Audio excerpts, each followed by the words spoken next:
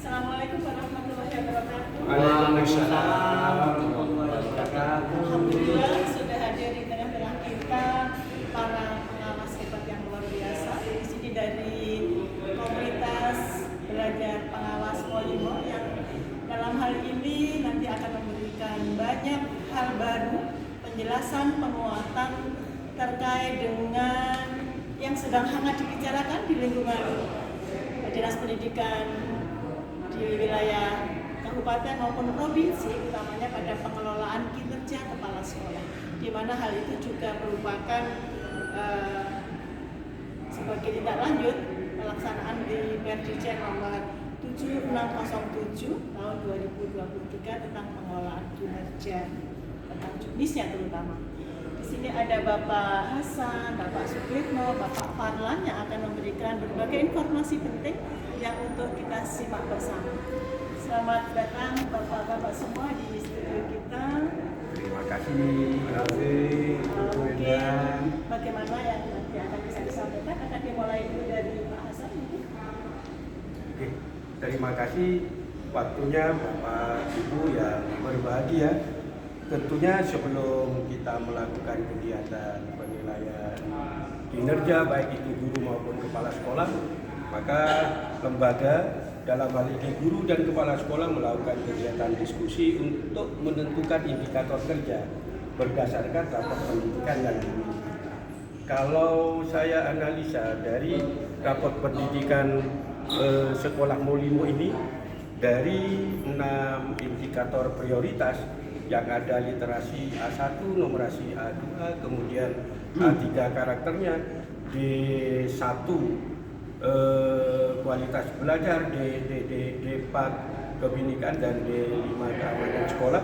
Kalau saya lihat alhamdulillah ini sudah bagus semuanya, berwarna hijau.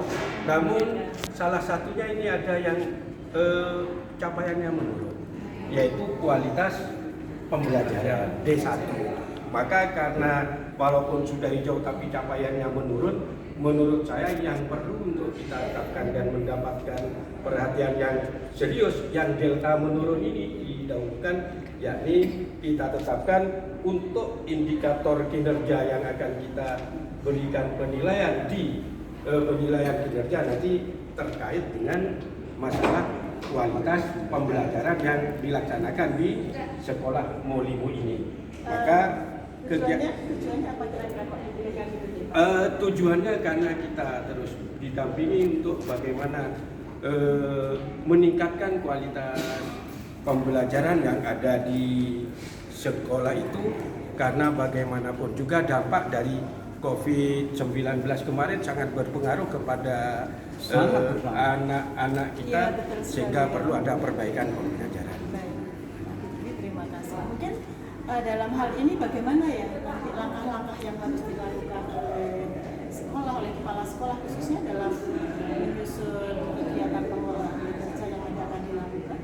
Dari Pak Arlan bisa menyampaikan, silakan. Baik, terima kasih Bu Endang. Jadi di penilaian kinerja itu ada yang namanya istilahnya siklus atau alur kegiatan, di mana kalau merujuk pada siklus yang ada yang harus dilakukan agar nanti pelaksanaannya berlangsung efektif dan efisien, tentunya akan dimulai dengan kegiatan diskusi persiapan, di mana dalam hal ini di diskusi persiapan ini terjadi komunikasi yang baik antara penilai sama yang akan dinilai. Dalam hal ini kepala sekolah bersama pengawas atau tim kerja.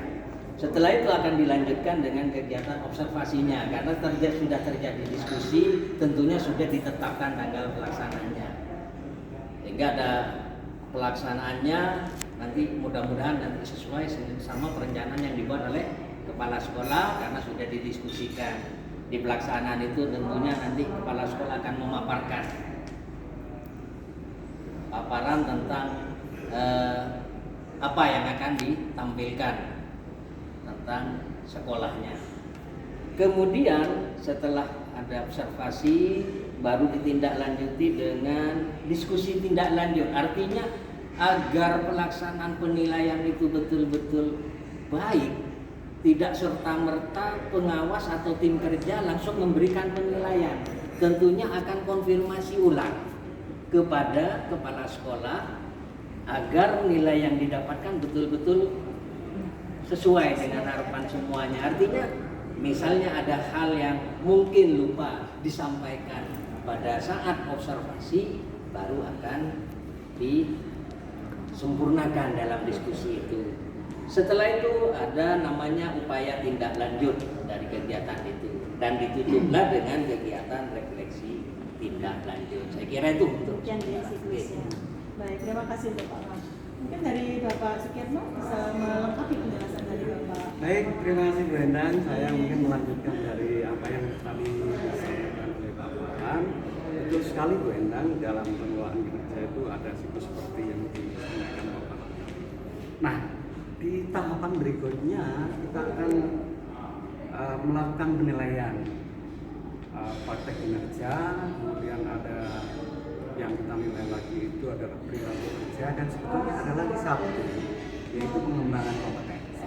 Nah sekarang coba kita fokus saja di yang praktek kinerja dulu ya Bu Endang ya, karena tadi sudah disampaikan di Pak Farhan pada saat penilai tim kerja melakukan penilaian di observasi itu hasilnya yang tadi disampaikan Pak Farhan itu adalah merupakan baseline, posisi awal tentang praktek kinerjanya guru atau kepala sekolah.